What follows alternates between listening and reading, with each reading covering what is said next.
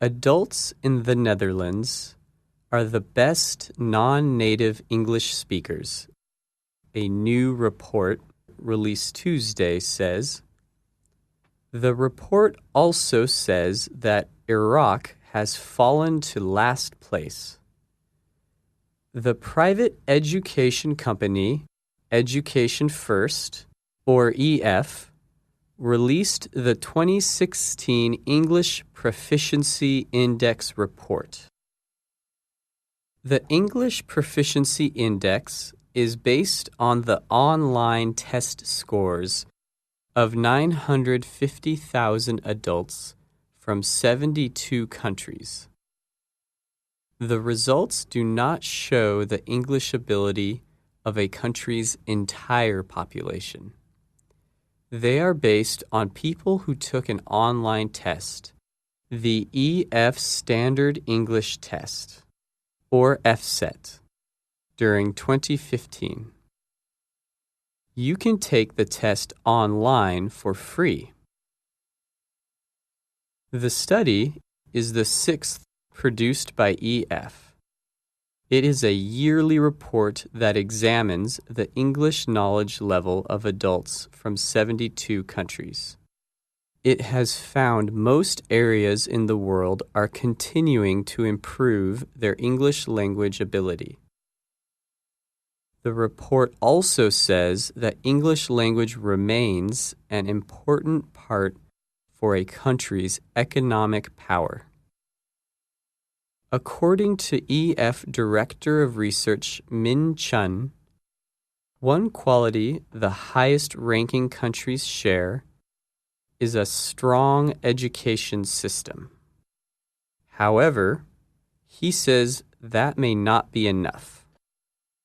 However, another very important factor is whether your country has an English-speaking environment. If you go to Singapore today, you'll see that you hear English on the street, right? You hear Singaporean youngsters mixing Chinese, Malay, and English. Singaporeans are watching TV, watching films, listening to music in English. Chun also said the report has found a gender difference in English ability. If you look at the genders, women are better than men. And we've seen that in nearly every country, every age group, every industry even, when we look at business English. So women are just consistently outperforming men. Similar to the previous 6 years, Europe leads the rankings with its overall strength in English. Netherlands, Denmark, Sweden, Norway, and Finland were the top 5 countries in Europe and in the world. These countries have been in the top 5 almost every year the report has been released.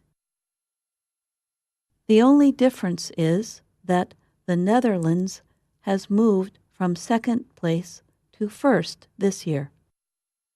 The report says there are several reasons these countries perform well. They have strong education systems, and primary and secondary schools in those countries require English language studies. There are also many chances for people to use English in their day-to-day lives. The report says one very helpful quality is that English is used often in the media of these Northern European countries. One important change took place in France. It moved from the low proficiency category last year to moderate proficiency for 2016. France placed 24th out of 28 European countries included in the report.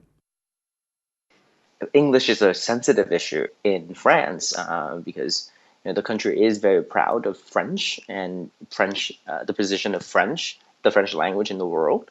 And universities do not teach in English, whereas other universities in Europe do. have programs even entirely in English. So we've seen France go down in the past 5 years, and this year was the first year that they came back up. The lowest performing countries in what the report considers Europe were Azerbaijan and Turkey. Those countries made small improvements from last year, but their scores were lower than the rest of Europe. The report says these countries tend to have weaker teaching methods that depend on rote memorization rather than communication. In Asia, Singapore was the highest ranked country, moving to 6th place in the index. Singapore was considered to have a very high proficiency level for the first time. Chun says this improvement is because Singapore has a very strong education system. Well, Singapore's education system is often seen as one of the best in the world.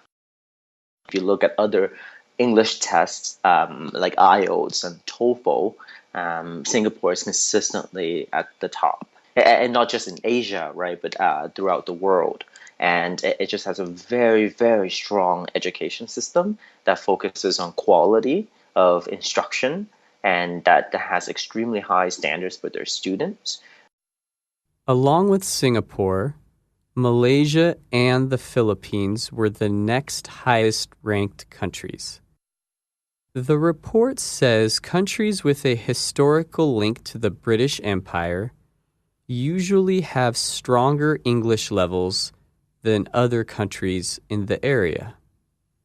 However, the report says Thailand and Cambodia still have low levels of English proficiency, although they have a growing tourism industry. China also increased its rank by moving from 47th to 39th place. However, it is behind many other countries in Asia. Chun says this might be the result of its large population. Adult English proficiency in Latin America remains less strong, the study says. Most countries had a lower rank this year than last year.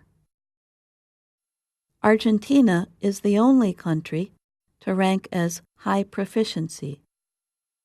The Dominican Republic follows closely behind.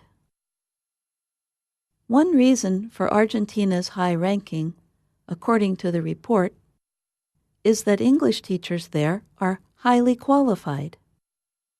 They have to complete a 5-year training program to teach English in public schools. Latin America's largest countries, Brazil and Mexico, have lower rankings this year. This is the case, although there are efforts to send students to English-speaking countries for university studies. Chun says one reason these countries do not have higher rankings is the large size of their populations. In large countries, it takes more time for enough citizens to learn English to raise the average English level. The Middle East and North African area had the greatest changes in scores from last year. Morocco and Qatar made the most improvements of all countries in the area, but Iraq and Oman's scores dropped the most.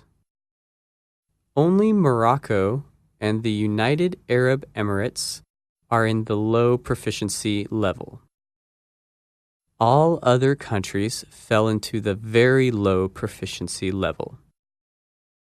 Chun says some issues causing the low performance in the Middle East and North Africa, or MENA, area are outside of the classroom.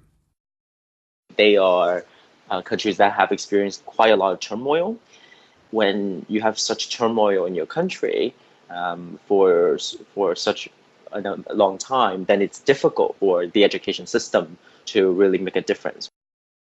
The report says that factors affecting these countries are poor education systems and not enough jobs for students after they finish school. This can cause students to not try as hard to succeed in their studies. The survey did not include sub-Saharan African countries. Chun suggests 3 things for countries trying to improve their English level. First is to make quality English teaching available to all citizens. Next, a country should invest in teacher training, and then invest in its English-speaking environment. I think the number one priority would be to make sure that everybody has access to quality English instruction. And to do that, I think then it is leveraging teacher training, right? And making sure that you have a teacher supply that is able to deliver the quality instruction that you need in your entire school system. Then it is about creating that English environment in your country. It is having bilingual signs, bilingual menus, having programs in English that are not dubbed, and creating excuses for your students to speak in English, right? The report shows that it is not easy to improve English speaking ability countrywide, and it also is costly. But it is clear that the economic and social benefits make it worth the investment. I'm Phil Deerking. And I'm Jill Robbins.